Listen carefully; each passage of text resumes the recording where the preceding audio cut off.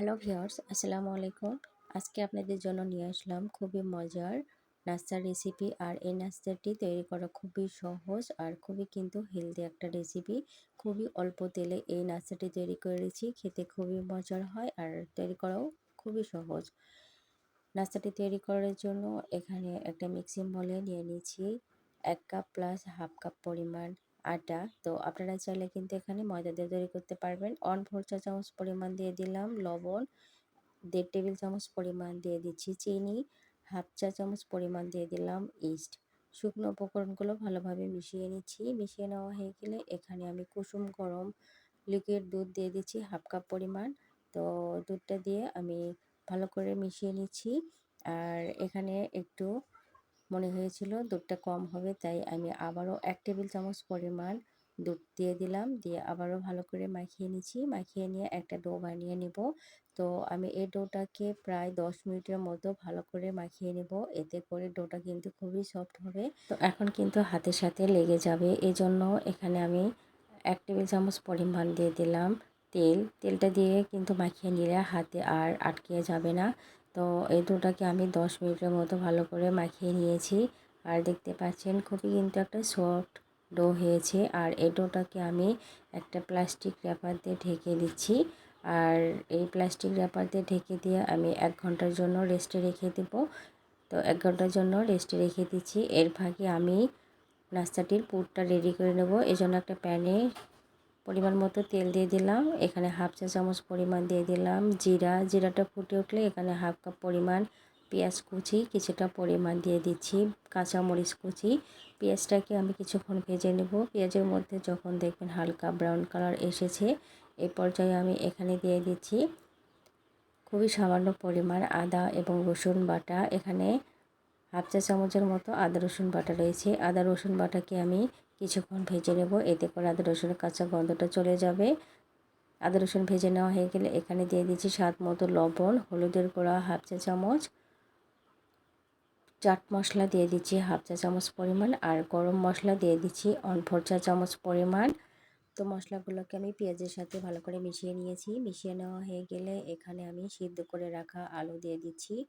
তো আলুটা দিয়ে আমি মশলার সাথে ভালো করে মিশিয়ে নিব। আর এই পর্যায়ে কিন্তু চুলার জালটাকে একদম লোতে রেখে আলুগুলো মিশিয়ে নিতে হবে, নাহলে কিন্তু নিচে পোড়া লেগে যাবে। এতে করে পুড়ে গেলে কিন্তু আলু খেতে ভালো লাগবে না। তো এখানে আমি 2 টেবিল চামচ পরিমাণ টমেটো সস দিয়ে দিচ্ছি। আর অবশ্যই চেষ্টা করবেন টমেটো সসটা দেওয়ার। টমেটো সসটা দিলে কিন্তু খেতে খুবই মজার হবে। তো টমেটো সসটা দিয়ে আমি আলুর সাথে ভালো করে মিশিয়ে নিব।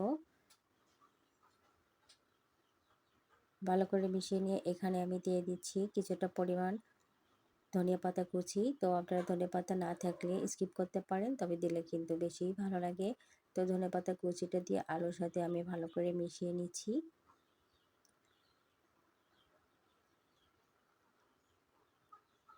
তো আমার পুরটা কিন্তু রেডি। তো আমি এখন চুলা থেকে নামিয়ে নিয়ে ঠান্ডা করে নেব। আর এই পর্যায়ে এখানে যে ডোটা তৈরি করেছিলাম সেই ডোটা কিন্তু ফুলে ডাবল হয়ে গিয়েছে। আর ভিতরে যদি বাতাস থেকে থাকে তাহলে এই ডোটাকে আমি ভালো করে মাখিয়ে নিয়ে বাতাসগুলো বের করে দিচ্ছি। আর এখান থেকে আমি ছোট ছোট করে 4টি লিচি কেটে নিচ্ছি। আপনারা আপনাদের পছন্দ মতো লিচিটা কেটে নেবেন। আর যে পুরটা রেডি করেছিলাম সেই পুরটা দিয়ে আমি এভাবে নাস্তাগুলো রেডি করে নিয়েছি। আর আমি আপনাদেরকে আরেকটা দেখিয়ে দিচ্ছি। তো এভাবে পুরটা নিয়ে একটু হালকা হাতে প্রেস করে নিয়ে মাঝখানে পুরটা বসিয়ে দিয়ে মুখটাকে ভালো করে আটকিয়ে দিলেই নাস্তাগুলো কিন্তু একদম রেডি হয়ে যাবে। আর সবগুলো নাস্তাই কিন্তু আমি এভাবে বানিয়ে নিয়েছি। আর দেখতে পাচ্ছেন খুবই কিন্তু সহজ আর খুবই ঝটপট কিন্তু এই নাস্তাটি তৈরি করা যায়। আর সবগুলো নাস্তাই কিন্তু এভাবে আমি বানিয়ে নিয়েছি। তো এই নাস্তাটিকে এখন আমি ফুটন্ত গরম পানিতে সেদ্ধ করে নিব। তো এখানে আগে থেকে পানিটাকে আমি ফুটিয়ে নিয়েছি, নিয়ে নাস্তাগুলো দিয়ে 10 মিনিটের মতো আমি ঢাকনা দিয়ে ঢেকে রান্না করে নেব। আর 10 মিনিট পরে আমি চুলা থেকে এই নাস্তাগুলো নামিয়ে নিয়ে ঠান্ডা করে নেব। তো সবগুলো নাস্তা কিন্তু আমি চুলা থেকে নামিয়ে নিয়েছি। চুলা থেকে নামিয়ে নিয়ে নাস্তাগুলোকে ঠান্ডা করে নেব। আর এখানে একটা প্যানে সামান্য পরিমাণ তেল দিলাম। আর যে নাস্তাগুলো ঠান্ডা করে রেখেছিলাম সেই নাস্তাগুলো তেলের মধ্যে আমি দিয়ে দিচ্ছি। খুবই কিন্তু সামান্য পরিমাণ তেল লাগবে, খুব বেশি কিন্তু তেল লাগবে না।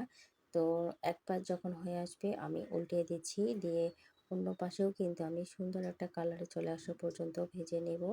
তো নাস্তাগুলো কিন্তু আমার ভাজা হয়ে গিয়েছে, এখন আমি প্যান থেকে উঠিয়ে নিচ্ছি।